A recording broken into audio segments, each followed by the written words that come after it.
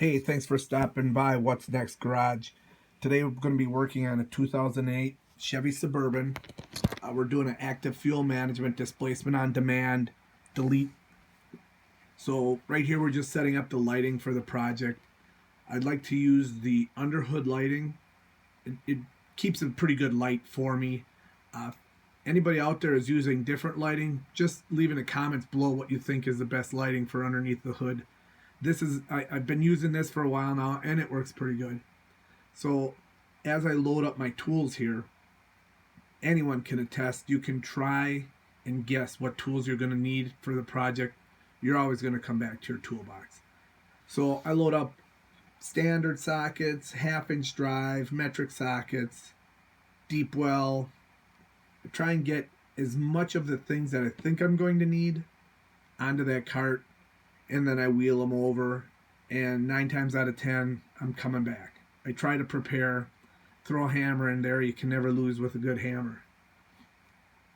So let's get over to get started. So this cover, plastic cover, comes off, couple of push pins, got to wiggle it out of there. It's not too bad. And then just kind of looking over what's got to happen here. This is the fans come out with the 2 plugs. There's 2 plugs on the bottom. And then up on top, if you run along the top here, taking these push pins out, you're best to just use the tools. Just use a push pin tool. You could try and use a side cutter or a screwdriver. Those will all work, but this is the easiest. So you take the intake off. Those are hose clamps. There's a couple of other hoses that are connected to it.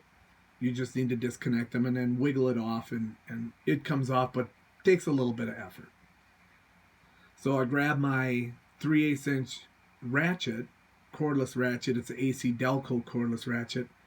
And I throw a 10 millimeter on there, and I'm pulling the 10 millimeter bolts that hold that fan assembly into the system. Somehow I missed a bolt here and lined up as I went to just hit the lever, hitting myself right in the face. So after I recovered from that, I was able to keep moving forward. So to get that, there must be something else underneath there that I unbolted. I don't remember, but now looking at the video here, I'm glad I know where I put that piece of hardware up there on the windshield ledge. But you just work the fan assembly out, and it comes out. It's not horrible. So over here now, what I'm doing is I'm looking for the petcock. I'm looking for the way to drain the radiator, and I can't believe that there's no petcock on this radiator. So it's very different the way you have to take it out. You actually have to go down and take off the lower radiator hose. So I'm holding off on that for right now, and I'm taking off the transmission cooler lines. So these transmission lines, you can go online or on YouTube and look up at any channel that has a good view of this. There's a lot of them out there that show how to pull the clip out, pulling back the black keeper. It's very simple. So I've now raised up the lift. I have to pull the tire off and start working on getting the inner fender liner down. The way they suggest doing it is by draining it out of that lower radiator. So I'm reaching pretty high there, and I have the ability to lower it, so I do lower it. I thought for a while there, boy, I'm really stretching my arms out. So as I'm working away here, it's just push pins, and it's the hardware coming out of there. It's a typical fender, inner fender liner. And then you just kind of, when you pull it off there, you just kind of pull it and then you bend it up just to kind of stay out of the way on the other side of the rotor. So you can see the hose up there. There's a little bit of coolant. Actually, that's transmission fluid that dripped on it from when I took the lines off. You can see the one port just above it. So I use a channel locks. I don't have a tool for doing this type of hose clamp. I probably should buy one, but you know, the channel locks works good enough. You can see there's the coolant draining down, and it just drains down. It's pretty much a mess. You're going to make a mess with the coolant. There's nothing you can do. I've got mine propped up as best I can. I used to have some big mortar mixing pans, but somehow I think my kids wrecked them. And having kids is great because you can blame them for things that get damaged.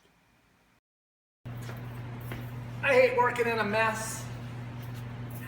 And the antifreeze really is the worst part of this whole job. Well, so far. So that's true.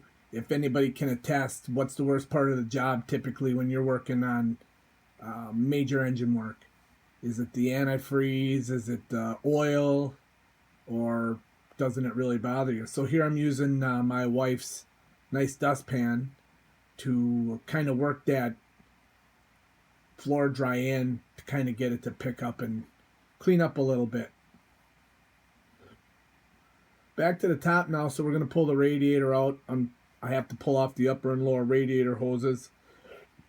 And the one thing with the radiator hoses is they're really corroded onto those water pump inlets and outlets and the heater core. I had to get on there with the pliers and really kind of wiggle them around. Here I'm draining the last of it, so just there's going to be antifreeze in there like crazy, so just be prepared. It's the unfortunate part of when you're really digging into a motor. The hoses came off of the radiator for the most part pretty good. There's the overflow line is on there from the reservoir. But if anybody's got any other ideas on what they use to capture the antifreeze or how they even work with the antifreeze, drop a comment down below.